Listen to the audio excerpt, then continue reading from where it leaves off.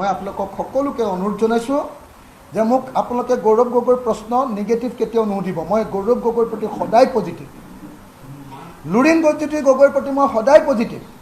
কিন্তু তেওঁলোকে তেওঁলোকৰ স্বভাৱ, তেওঁলোকৰ বডি লেংগুৱেজ, তেওঁলোকৰ যিটো কি কয় অহংকাৰ, সেই অহংকাৰটো কমাব পাৰিলে আমাৰ ভাল দিন আকৌ ঘূৰি আহিব। কিন্তু মই সঁচা সঁচিকে গৌৰৱ গগৈ আৰু আমাৰ লুৰিণ এই দুইজনৰ প্ৰতি মোৰ সাংঘাতিক ধৰণৰ মৰমৰ ভাৱ, খুব চেনেহৰ ভাৱ, খুব শুভ ইচ্ছা আছে। কিন্তু মই বাৰম্বাৰ কৈ আছোঁ, যদি আমি আঞ্চলিকতাবাদক শক্তিশালী কৰিব লাগে, আমাৰ লুৰিণৰ বডি লেংগুৱেজটো অলপ বদলাব লাগিব। একদম লুৰিণৰ অসম জাতীয় পৰিষদৰ প্ৰতি আমাৰ বহুত ভাল ভাৱ আছে। অসম জাতীয় পৰিষদটোৱে জাতীয়তাবাদৰ কাৰণে, আঞ্চলিকতাবাদৰ কাৰণে বাৰম্বাৰ হাৰি থকাৰ পাছতো তেওঁলোকে এতিয়ালৈকে চাৰেণ্ডাৰ কৰি দিয়া নাই। কিন্তু লুৰিণজ্যোতি গগৈয়ে যিধৰণে ষ্ট্ৰেটেজি তৈয়াৰ কৰিব লাগিছিলে সেইটো নকৰাৰ কাৰণে আজি অসম জাতীয় পৰিষদ বিপদত পৰি আছে।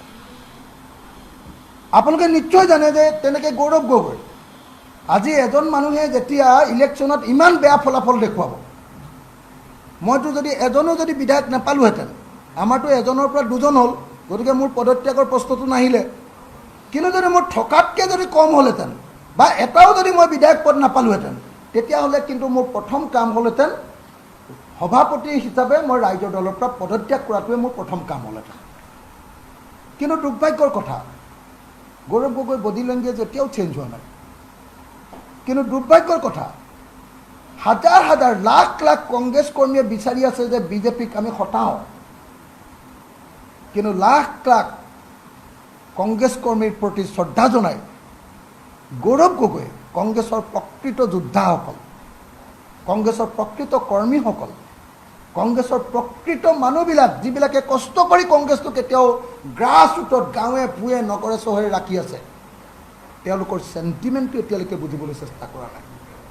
আৰু সেইকাৰণে মই আপোনালোকক সকলোকে অনুৰোধ জনাইছোঁ যে মোক আপোনালোকে গৌৰৱ গগৈৰ প্ৰশ্ন নিগেটিভ কেতিয়াও নুসুধিব। মই গৌৰৱ গগৈৰ প্ৰতি সদায় পজিটিভ, লুৰিণজ্যোতি গগৈৰ প্ৰতি মই সদায় পজিটিভ।